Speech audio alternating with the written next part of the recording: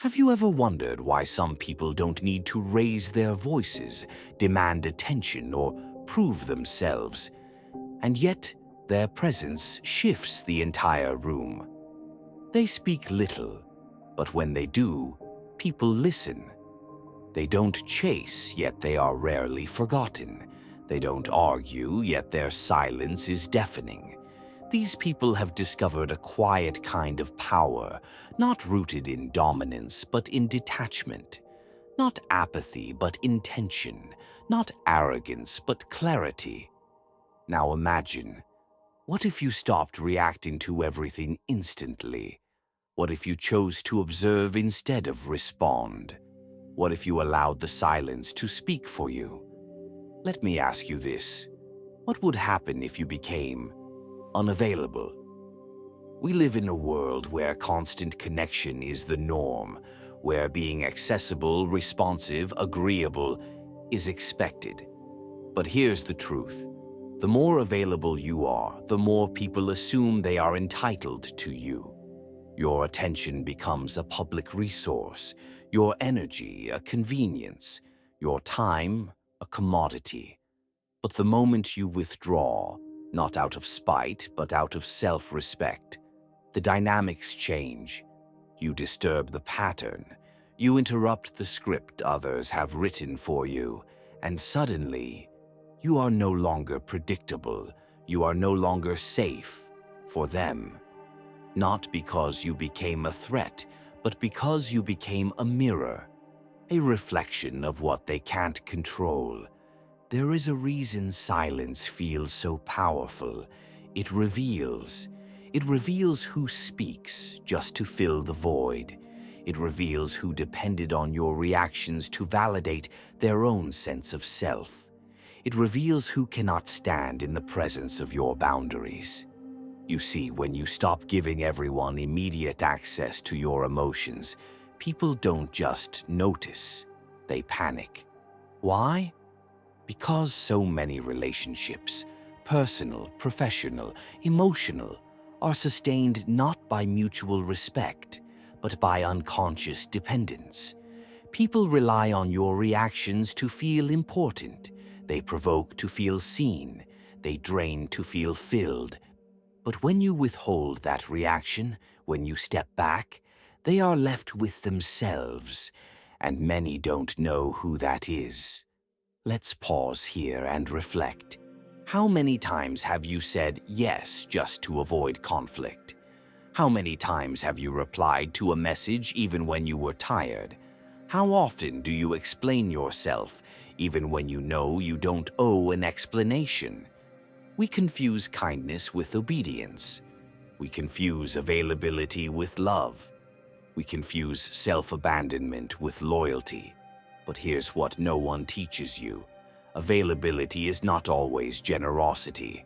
Sometimes it's fear in disguise, fear of rejection, fear of being misunderstood, fear of disappointing others, and ironically, in the process of being there for everyone, we end up not being there for ourselves. Carl Jung, the Swiss psychiatrist, called this the persona, the social mask we wear to meet the expectations of others. We smile when we're hurting.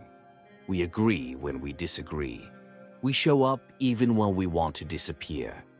The persona helps us function in society, but over time we forget it's a mask and start believing it's who we truly are. But what happens when you take the mask off? People get uncomfortable, not because you changed, but because you stopped playing your role, the helpful one, the available one, the understanding one. And when the role disappears, so does their script.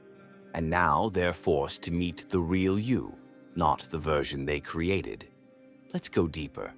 Why do we feel so compelled to respond, to please, to explain? Jung believed that every person carries within them a finite source of psychic energy, a kind of psychological fuel. Every thought, every emotion, every reaction consumes this energy. And yet, Most of us have no idea where ours goes. We give it away through overthinking. We leak it through arguments that go nowhere. We waste it on people who only value us when we're useful. And then, at the end of the day, we feel depleted. Not because we did too much, but because we gave too much of ourselves to the wrong things. Every unnecessary reaction costs you. Every forced smile drains you. Every explanation you didn't owe robs you. And slowly, without even realizing it, you become energetically bankrupt. But here's the key. Psychic energy can be protected. It starts with noticing your triggers. What makes you instantly defensive? What types of comments hook your attention? Who drains you the most without giving anything back? These are not random annoyances. They are leaks, points where your inner power is escaping. And power, real power, isn't about controlling others. It's about mastering yourself. Now let's talk about projections. According to Jung, projection is the process of attributing to others what we refuse to face in ourselves. You don't just see the other person. You see your expectation, your fear, your wound, your hope on them. But here's what most people don't understand. As much as others project onto you, you often accept those projections without knowing it. You become the rescuer because someone needed saving. You become the villain because someone needed blame. You become the supporter because someone couldn't stand alone. And just like that, your identity becomes a response to someone else's wounds. But when you become unavailable, emotionally, psychologically, the projection begins to collapse. Now they can no longer use you to avoid themselves. They can no longer feed off your energy. They are forced to sit with their discomfort. And most people would rather accuse you than face themselves. So what happens when you stop being the mirror? You become a mystery. And mystery makes people uncomfortable. You're no longer predictable. You no longer play the emotional ping-pong game. You no longer give them the same reaction, the same reassurance, the same role. And that is when the accusations start. You've changed. You're distant. You're cold. But they're not describing you. They're describing the absence of control they once had over you. They are no longer in charge of your reactions. And for some, that is the worst betrayal of all. Silence then becomes your superpower. Not the silence of avoidance, not the silence of defeat, but the silence of inner strength. It communicates everything words cannot. It holds space. It forces reflection. In a world addicted to noise, urgency, and validation, silence is a rebellion. And here's what makes it powerful. Silence doesn't seek to win. It seeks to transcend. It doesn't defend. It doesn't attack. It simply exists, and in doing so, it reveals truth. The one who can sit with their discomfort without rushing to fix it. The one who can resist the urge to be understood in every moment. The one who can choose silence over reaction. That person holds real power. But power comes with solitude. Not loneliness, solitude. Because when you break the cycle of reaction, you may lose some people. People who needed you to stay the same.